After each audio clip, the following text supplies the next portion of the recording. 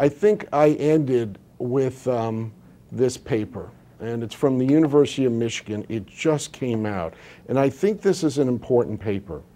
And what it tells you is that, and what every physician should offer, is that one of the options for patients with Chiari and Syringomyelia is no surgery.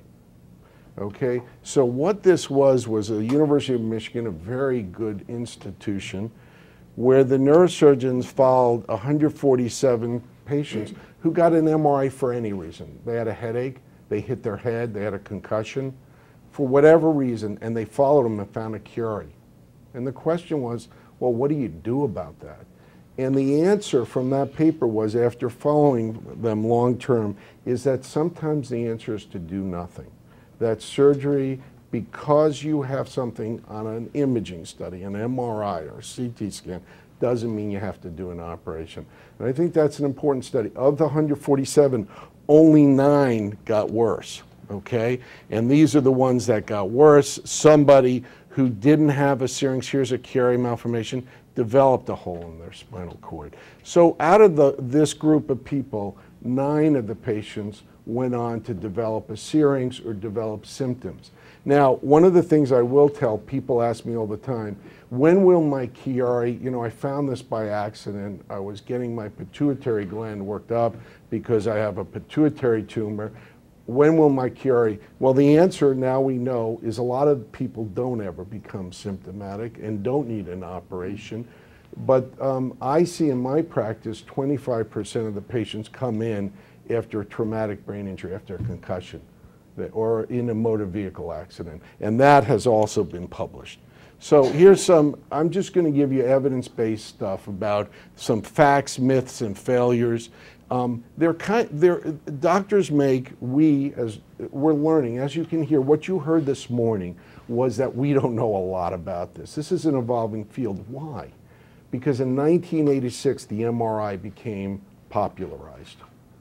And before 1986, this was a very hard diagnosis, almost an impossible diagnosis. It was considered a rare disorder. Now we have this magical thing called the MRI. Lots of people are getting diagnosed, and you saw up to 250,000 people may have this in our country.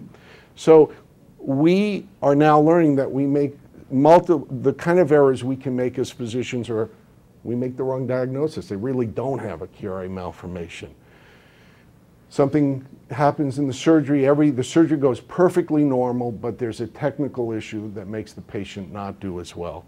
Sometimes we do too much surgery, sometimes we do too little surgery.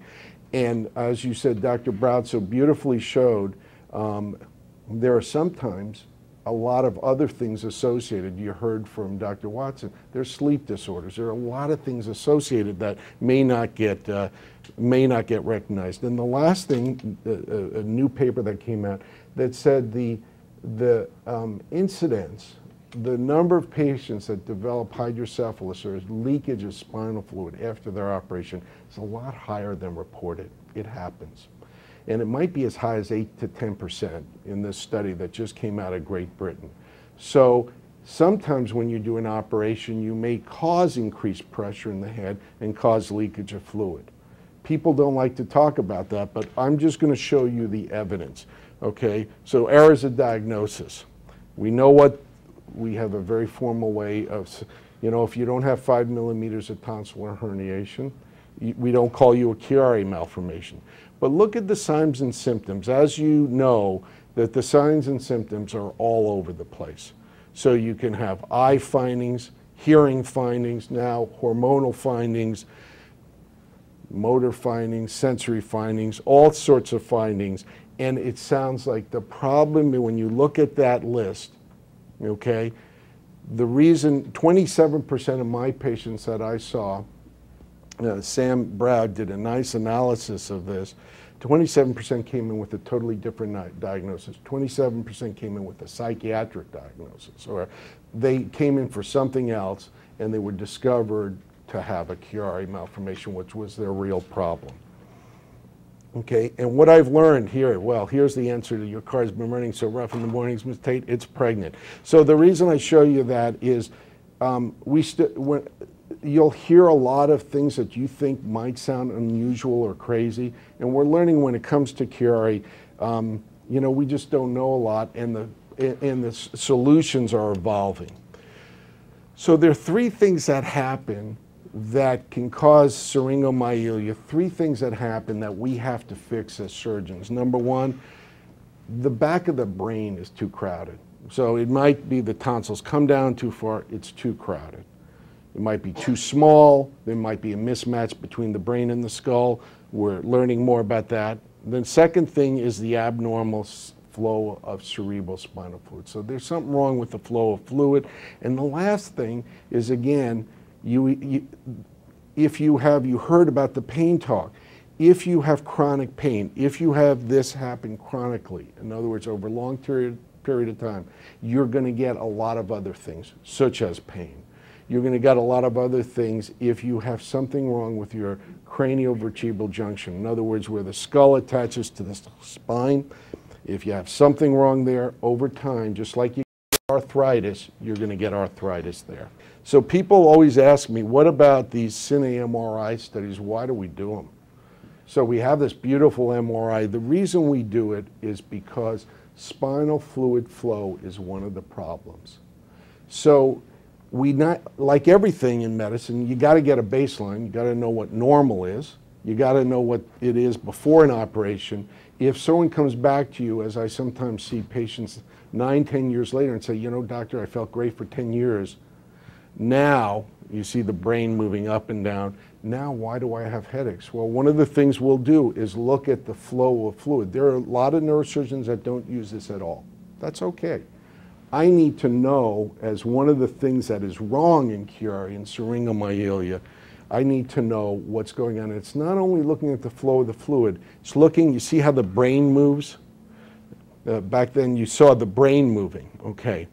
Now, one of the things that is now coming out from the original work done on CSF flow, both at National Institutes of Health and Walter Reed Army Medical Center, was now, this is a group from Johns Hopkins, who said, look, how well you do in outcome, how well your headaches go away, how good you feel after an operation, guess what? It has a lot to do with that flow. So if you look at that flow and it's good, those are the people that do really well. And the people that do poorly, that say, I still have headaches, I'm not better, they look at the flow and the flow is abnormal. So this is just one study out of Hopkins that says that.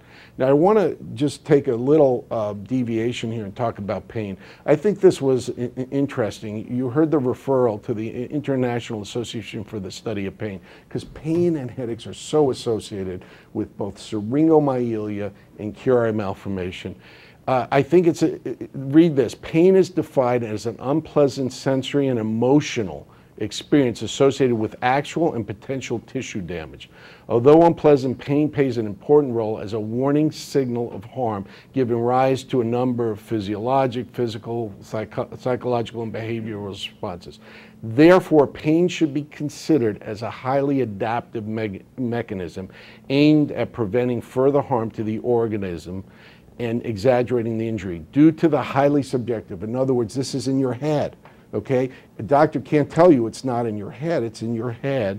Nature of pain, depending on individually perceived and psychologically appraised situations, pain can occur even in the absence. So you could have absolutely nothing wrong on an x-ray or anything else, or you can find no tissue damage, but you can still have pain because it is defined and interpreted in the brain. And this is one of the controversies, Chiari 0. You might have heard that. What is Chiari 0? What happens when the tonsils aren't 5 millimeters down? Well, this paper, this original paper was written by Jerry Oakes at the University of Alabama, where Dr. Bauer had trained. It was a really important paper, and what it said is if you have a syrinx, but you have a crowded back of the brain, so the back of the brain is really crowded here, like here. By doing a Chiari operation, taking the back of the skull off, the syrinx will collapse. But remember, Chiari 0, I get patients that come to me, does not happen without a syrinx, without a hole in the spinal cord. So people that have normal MRIs have normal MRIs. They don't have Chiari 0. A Chiari 0 is associated with the hole in the spinal cord, the syrinx.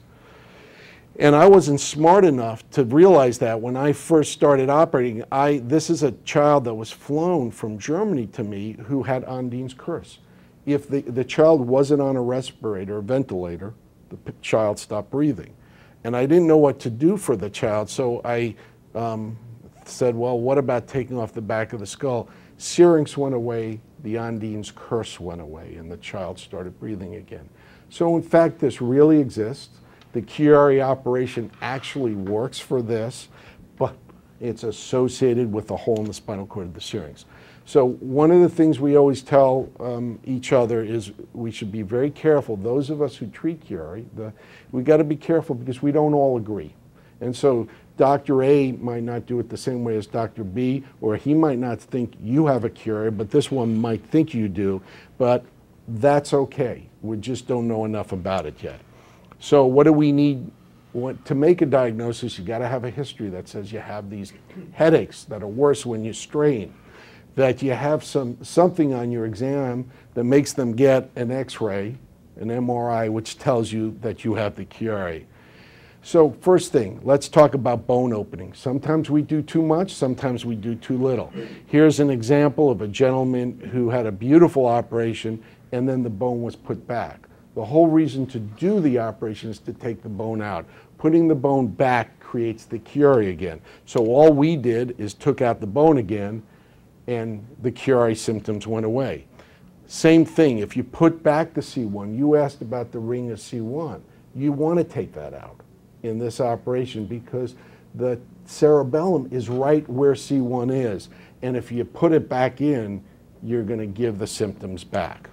So you hear about this dreaded cerebellar slump where you take off so much bone that the brain just falls down through the hole, okay? Does it happen? Yes. Is it rare? Yes.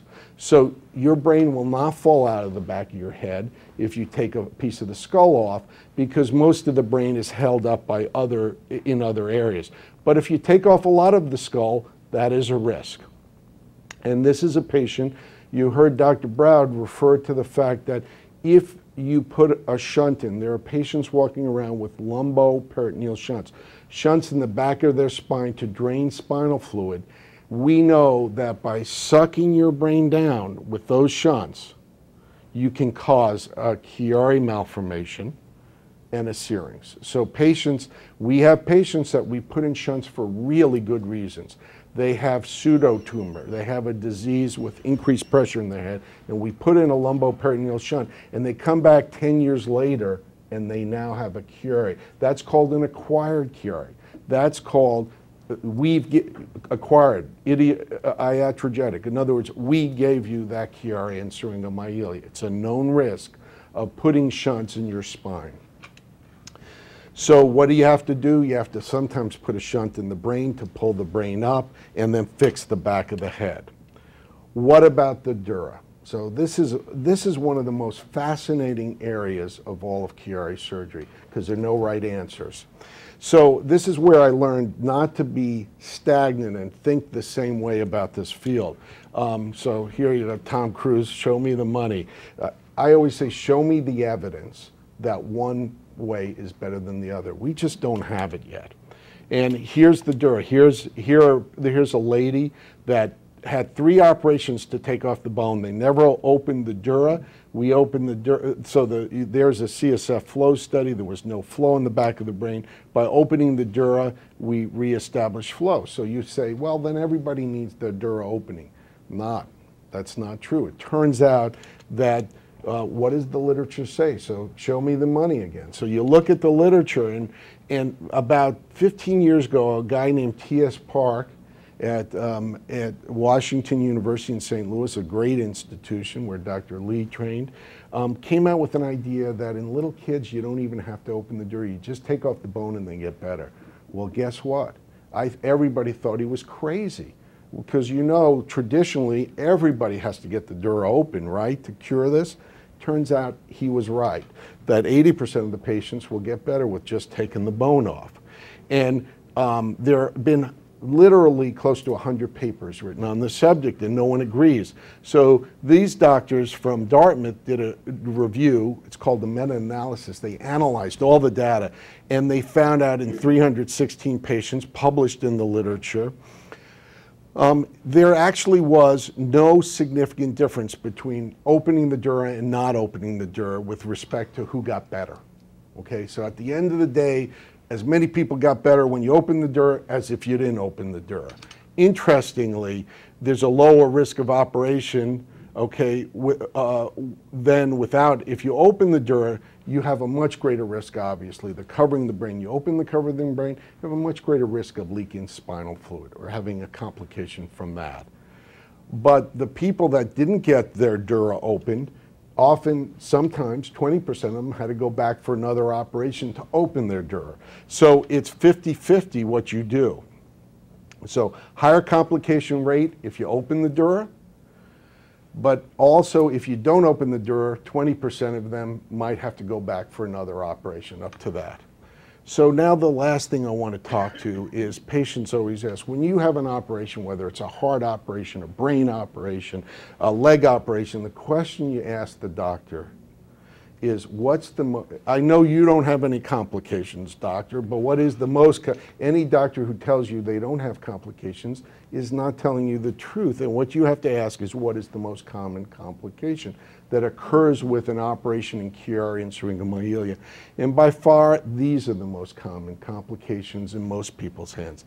Leakage of spinal fluid or a fluid collection in the back of the head, development of hydrocephalus, fluid in the head, or not curing the syrinx. So those are the most common things. If you look through the literature of the hundreds of centers in the country that do this operation, this is what they worry about.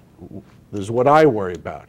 And there is no data which tells us what suture is best to use, what graft is best to use, what material is superior to the other. I happen to use pericranium. I use the patient's own tissue, but that's only after 20 years of trying everything else. Back to that. Now, can I tell you that it scars less? I think it scars less, but it might not scar less in somebody else's hands. So there's no right answer to this, only an answer in your surgeon's hands. So this is not open. Here's the dura. This is when you don't. There are people out there that open the dura but don't open the filmy substance called the P or arachnoid around the brain, so there's no cerebral spinal fluid leak. Others open up that, and that's what it looks like when you open up that filmy substance. Pericranium, that's the natural material from under your over your skull, under your scalp. That works beautifully. Now, what about, last thing, hydrocephalus? Hydrocephalus is increased pressure in the head from the fluid, okay? And at every age, you have a different average. You know, it's like, what's the average temperature in Seattle? Well, in the summer, it's 70. In the winter, it's 40. So what's the average pressure? It depends on what age you are, okay? This is what happens when you have too much pressure, okay?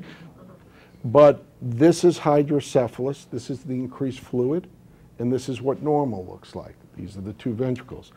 And why is that a problem? Well, your brain is a fixed box. You only have room for blood, brain, and the spinal fluid. So when you add a few more drops of spinal fluid, the pressure just goes off the wall, and that's why you get sick.